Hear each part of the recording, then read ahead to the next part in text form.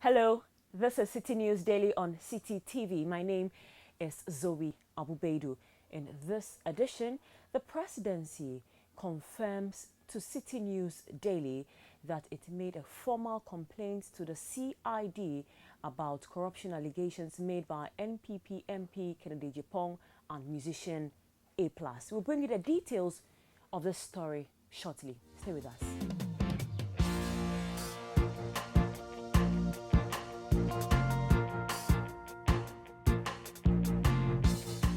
Now, musician and NPP sympathizer Kwame Asare, being popularly known as A+, has apologized to President Akufo-Addo for his public allegations of corruption against some presidential staffers.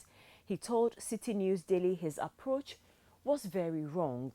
A+ took to Facebook to accuse President Akufo-Addo's two deputy chiefs of staff, Francis Asenso-Boakye and Abu-Baidoo, of being corrupt. He was today invited by the police CID along with the NPP Member of Parliament for Asin Central, Agyapong, to answer questions on some corruption claims they made against some government officials. Meanwhile, the Presidency has confirmed to Citi News that it made a formal report to the Criminal Investigations Department, CID, of the police on the conduct of the NPP Member of Parliament for Asin Central, Agyapong, and musician Kwame Asare, or being also known as A+, Director of Communications at the Presidency, Eugene Ahin, explains that President Akufo-Addo wants them to substantiate their allegations so he can act. Let's not stay with the Presidency because the Director of Communications, Eugene Ahin, has told Citi News that the former Deputy Agric Minister, William Ketu, resigned on his own volition. The Akem Oda MP resigned yesterday following pressure from the minority and some civil society groups over comments deemed ethnocentric. Mr. Ahin tells Citi News Daily the President found the Deputy Minister's comment disparaging, hence his acceptance of his resignation.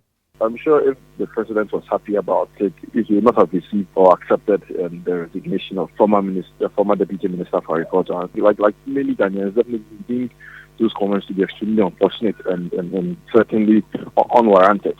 So, in light of that, when the resignation was presented to him, definitely he had to accept it. From the kind of Ghana we want to build, we want to build a Ghana devoid of ethnicity or devoid of. I was happy that the minister had publicly apologized about those comments. The minister himself came forward and told the president that he was laying down was going to resign for the job. Now, let's give you an update on some stories we've been running in the past week. And the Economic and Organized Crime Office, EOCO, has raided the premises of the IT firm which executed the $72 million digitization project for the Social Security and National Insurance Trust, SSNIT. This latest development was confirmed by Citi News Daily's sources. Perfect Business Systems, PBS, a local IT company, partnered Silver Lake Consortium, a Malaysian firm, to install and procure some software and hardware systems known as Operational Business Suite, OBS, aimed at digitizing the operations of SSNIT. The contract sum, which was originally $34 million, later ballooned to $66 million and is now $72 million due to maintenance and additional infrastructure. The Economic and Organized Crime Office is currently investigating 5 officials of SSNIT for their alleged involvement in the acquisition of the data system. To our final story, where haulage activities at the Tema Port are expected to be disrupted over the coming weeks.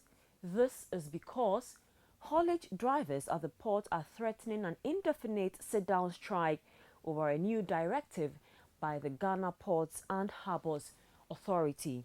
The directive is requesting them to send their trucks for further testing at a private company at Bong. The drivers who are not happy with this development say without the testing, they will not be allowed entry into the Tema Port, a situation they describe as unfair. They are thus calling for the immediate withdrawal of the directive. And that will be all for today's edition of Citi News Daily on Citi TV. My name is Zoe Abu-Baidoo. Do make a day to that same time tomorrow as we bring you news making the headlines.